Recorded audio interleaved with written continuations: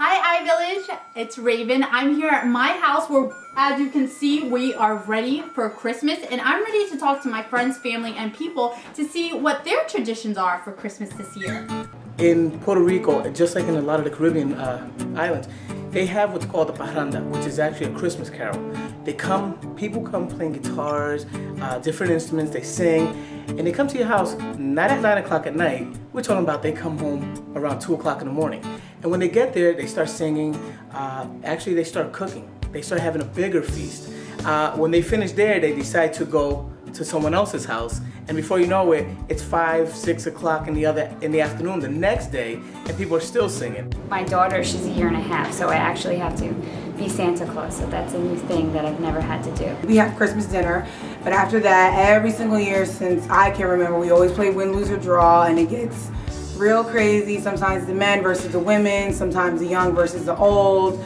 Sometimes bloodshed, sometimes, you know, it gets a little crazy, but it's always a good time.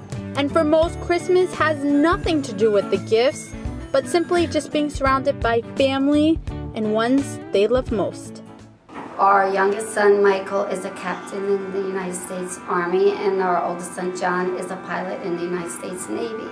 Michael will be coming home for his first Christmas in about 7 years, and it's going to be John's first Christmas, his last Christmas home for a while, because he'll be deploying in February. And everyone I talk to seems like they are on a budget, but still ready to spend money on the ones closest to them.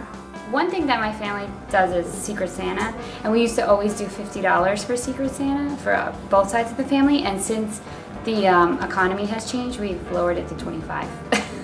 Well, especially now that I got a new apartment, we're not going to be getting everybody gifts. It's just my godkids and my parents.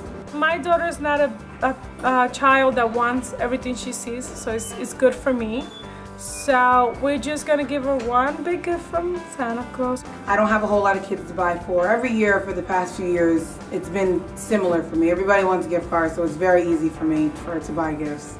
Our son John wanted an iPad to take with him to Afghanistan, so we splurged on that, and we'll probably still buy the traditional chuck for the boys and a special gift for my daughter. So we're trying to fit it in, but we're not as frivolous as far as buying so much stuff, but we try to pick more meaningful gifts that they really need now that they're real adults.